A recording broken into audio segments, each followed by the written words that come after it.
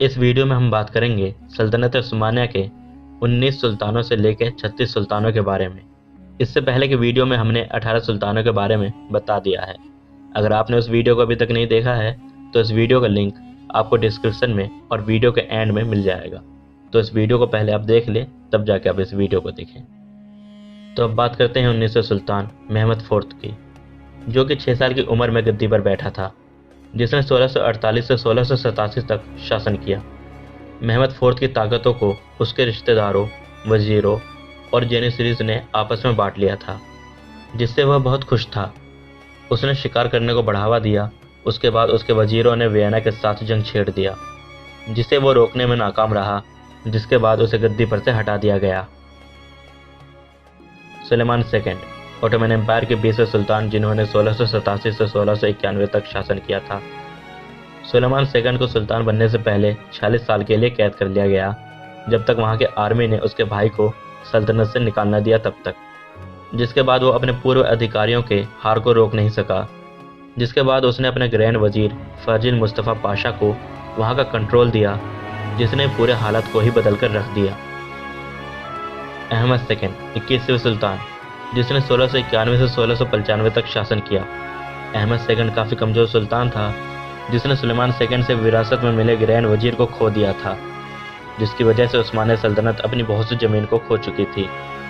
Venice ने उन पर हमला किया और सीरिया और इराक में खलबली सी मच गई।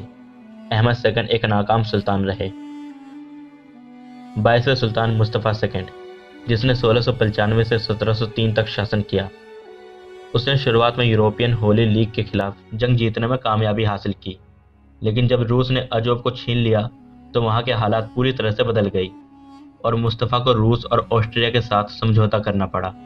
जब मुस्तफ़ा दुनियादारी से दूर शिकार पर फोकस करने लगे, तब उसे तख्त पर से हटा दिया गया।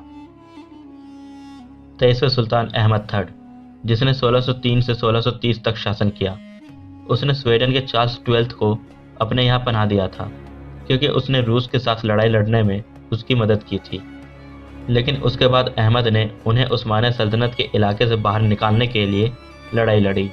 बाद में अहमद रूस के साथ ईरान के बंटवारे में शामिल हो गया। 24वें सुल्तान महमूद फर्स्ट, जिसने 1730 से 1754 तक शासन किया था। अपनी गद्दी की हिफाजत के लिए उसने बहुत से विद्रोहियों का सामना किया, जिसमें जेनिसरीज भी शामिल थे। महमूद ऑस्ट्रिया और रूस के साथ मिलकर जवार का रुख मोड़ने में कामयाब रहा। उसने 1639 में बेलग्रेड की संधि पर दस्तखत किए, लेकिन वह ईरान के साथ ऐसा नहीं कर सका। 25वें सुल्तान उस्मान थर्ड, जिसने 1754 से 1757 तक शासन किया था। जब उस्मान के पिता मुस्तफ़ा सेकंड को गद्दी पर से हटा दिया गया था 1703 में, तब उस्मान को इस्तांबुल के कैप्स में 51 साल के लिए कैद कर लिया गया था, लेकिन आगे चलकर उस्मान उस्मानिया सल्तनत के सुल्तान बने।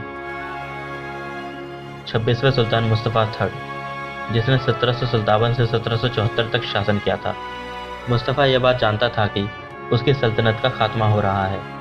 वह इसको सुधारने के लिए काफ़ी जद्दोजहद कर रहे थे। उसने मिलिट्री को काफ़ी मजबूत किया और बेलग्रेड की संधि को बरकरार रखा, लेकिन वो रूसों और तुर्कों की दुश्मनी को रोक नहीं सके, जिसकी वजह से एक भयानक युद्ध शुरू हो गया। 27वें सुल्तान अब्दुल हामिद फर्स्ट, जिसने 1774 से 1779 तक शासन किया था। उसके भाई मुस्तफ़ा थर्ड की वजह से जो जंग शुरू हुई थी, उसे रोकने के लिए अब्दुल हामिद को एक शर्मनाक शांति भरा समझौता रूस के साथ करना पड़ा, लेकिन उसके बाद भी उन्हें जंग में जाना पड़ा। अब्दुल हामिद कोशिश करते रहे अपनी सल्तनत को मजबूत और ताकतवर बनाने में। 28वें सुल्तान सेलिम थर्ड, जिसने 1779 से 1807 तक शासन किया था। उसने रूस और ऑस्ट्रिया के साथ शांति समझौता खत्म कर दिया। सेलिम ने एक सुधार कार्यक्रम शुरू किया। उसने ओटोमन्स को पश्चिम में लाने की कोशिश की, लेकिन उसे हार का सामना करना पड़ा। आगे चलकर सलीम को गद्दी पर से हटा दिया गया और उसका कत्ल कर दिया गया। 29वें सुल्तान मुस्तफ़ा फोर्थ, जिसने अपने चचेरे भाई सलीम थर्ड को कत्ल करने का हुक्म दिया था। उसने 1807 से 1808 तक लगभग 1 साल तक ही शासन किया। वो जब गद्दी पर बैठा, तब उसने जल्द ही अपनी ताकतों को खो दिया। बाद में उसके भाई के हुक्म पर उसको कत्ल कर दिया गया। 30वें सुल्तान महमूद सेकंड, जिसने 1808 से 1839 तक शासन किया था। मुस्तफा फोर्थ के कत्ल के बाद महमूद सेकंड गद्दी पर बैठा। जब वह गद्दी पर बैठे थे तब उन्हें बहुत सी मुसीबतों का सामना करना पड़ा। महमूद के शासनकाल में सल्तनत की हालत कहीं न कहीं पहले से बेहतर थी। महमूद ने उस्मानिया सल्तनत को बेहतर बनाने के लिए बहुत से बदलाव किए, जैसे जेनिसीज को ख़त्म करना, सेना का फिर से निर्माण करने के लिए जर्मन एक्सपर्ट्स को लाना और नए सरकारी अधिकारियों को लाना। मिलिट्री सेना के नुकसान के बावजूद भी उसने बहुत सी कामयाबी हासिल किया था। 31वें सुल्तान अब्दुल मेजिद फर्स्ट, जिसने 1839 से 1861 तक शासन किया था। अपनी सल्तनत को ताकतवर बनाने के लिए अब्दुल मेजिद ने यूरोप के अजीम ताकतों को अपनी तरफ रखने के लिए काम किया। उन्होंने क्रीमिया का जंग जीतने में उनकी मदद की, लेकिन इसके बावजूद भी वो उस्मानिया सल्तनत के कुछ इलाकों को खो चुका था। 32वें सुल्तान अब्दुल अजीज, जिसने 1861 से 1876 तक शासन किया था। उसने रूस के साथ दोस्ती की, जिसकी वजह से वो कर्ज में आ गया। कर्ज को ख़त्म करने के लिए उसने बहुत बड़ी रकम को खर्च किया, जिसके बाद उसे गद्दी पर से हटा दिया गया। 33वें सुल्तान मुराद फिफ्थ, जिसने 1876 तक महज कम वक्त के लिए ही शासन किया था, जिसे विद्रोहियों द्वारा गद्दी पर बिठाया गया था। वो विद्रोही जिसने उसके चाचा को गद्दी पर से हटाया था। मुराद को दिमागी हालत की वजह से रिटायर होना पड़ा। उसको वापस लाने के लिए विद्रोहियों ने बहुत से नाकाम कोशिशें की। 34वें सुल्तान अब्दुल हामिद सेकंड, जिसने 1876 से 1909 तक शासन किया था। 1876 में पहले ओटोमन संविधान के साथ विदेशी दस्तखत को रोकने की कोशिश करने के बाद उन्होंने फैसला किया कि पश्चिम उनका जवाब नहीं है, बल्कि वो उनका ज़मीन चाहते हैं। इसके बजाय उन्होंने संसद और संविधान को पूरी तरह से ख़त्म कर दिया और 40 सालों तक शासन किया। 1908 में यंग तुर्क बगावत और एक तरफ के बगावत की वजह से उन्हें गद्दी पर से हटा दिया गया।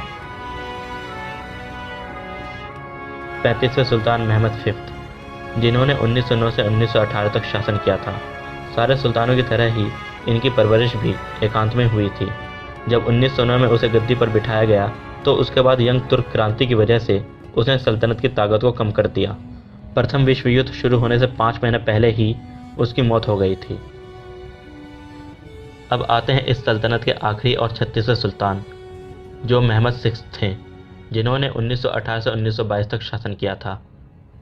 महमद ने काफ़ी मुश्किल भरे समय में गद्दी को संभाला था। फर्स्ट वर्ल्ड वॉर को जीतने वाले उस समय में हारे हुए ओटोमन एम्पायर और उसके राष्ट्रवादी आंदोलन से निपट रहे थे। महमद ने सबसे पहले राष्ट्रवाद को दूर करने और अपनी सल्तनत को बरकरार रखने के लिए उसने सहयोगियों से समझौता किया। महमद ने संसद को भंग कर दिया और उसने प्रथम विश्व युद्ध के शांति भरे संधि, जिसे सेवरेस की संधि कहा जाता है, उस पर दस्तखत किए। जल्दी ओटोमन्स को तुर्की में बदल दिया गया और राष्ट्रवादियों ने सल्तनत को ख़त्म कर दिया और महमद को भागने पर मजबूर कर दिया गया। लेकिन इसके बाद 1922 में नई सरकार ने उसके चचेरे भाई अब्दुल मेजिद सेकंड को खलीफा चुना।